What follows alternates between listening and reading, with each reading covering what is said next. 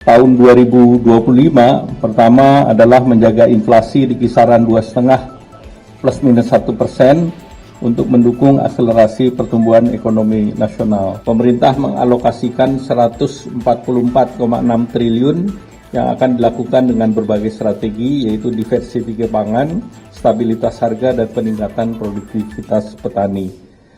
Namun ada juga yang cukup membanggakan kalau dari segi PPP, Purchasing Power Parity, ekonomi Indonesia sudah masuk di angka 8, nomor 8. Itu lebih tinggi dari Italia, Perancis.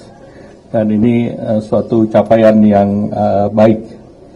Nah, tentu Indonesia harus menjaga tetap pertumbuhan ekonomi, dan kita tahu di kemarin kita bisa menjaga inflasi di 1,57 di year on year, dan terhadap capaian di tahun 2024 kami berterima kasih kepada Gubernur BI, Pak Menteri Dalam Negeri, dan seluruh kementerian yang bekerja keras agar ini bisa dicapai.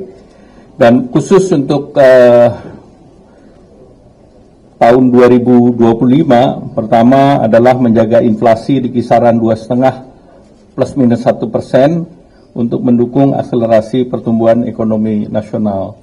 Kemudian kita harus menjaga komponen inflasi khusus volatile food di kisaran 3-5%. Jadi angka volatile food itu yang dijaga secara mingguan oleh tim termasuk TPID di bawah Pak Menteri Dalam Negeri. Sehingga ini adalah intervensi daripada pemerintah pusat maupun daerah agar volatile food bisa terus terjaga.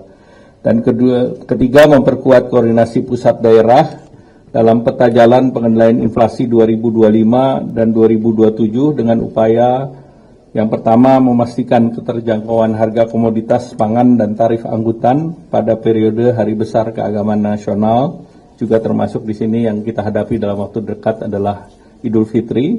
Yang kedua, peningkatan produktivitas pangan guna menjaga ketersediaan pasokan antar waktu dan antar wilayah. Yang ketiga, menjaga kelancaran distribusi pangan antar wilayah, terutama wilayah surplus menuju wilayah defisit.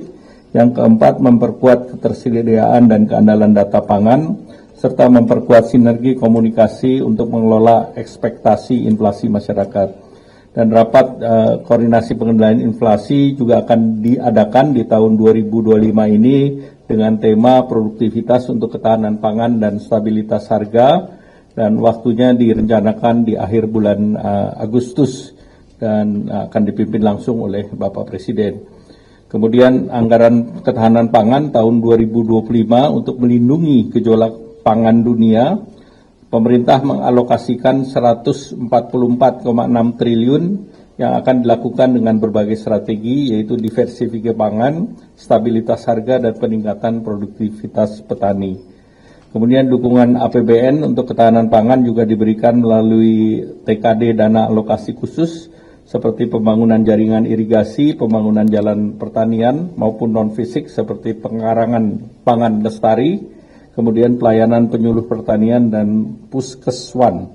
Di lain sisi, Gerakan Nasional Pengendalian Inflasi Pangan akan terus dilanjutkan di tahun 2025 untuk mendukung ketahanan pangan. Dan selain itu, agar momentum pertumbuhan terus dijaga, pemerintah mendorong stimulus di hari Lebaran ini dengan program yang dilanjutkan dari program Nataru yang lalu, yaitu diskon harga tiket pesawat, kemudian penyelenggaraan kembali Harbolnas 2025, program Every Purchase is Cheap atau Epic Sales 2025, beli di Indonesia saja, yaitu diskon.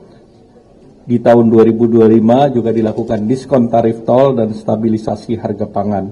Dan paket stimulus ekonomi yang sudah berjalan, ini bantuan pangan 16 juta KPM, 10 kilo per bulan untuk Januari-Februari, diskon tarif listrik yang selama 2 bulan Januari-Februari, kemudian juga terkait dengan PPN DTP untuk properti dan otomotif, dan PPH sektor padat karya. Harapkan ini akan terus didorong, terutama untuk plafon 500 sampai 10 miliar dengan waktu yang fleksibel 5 sampai 8 tahun.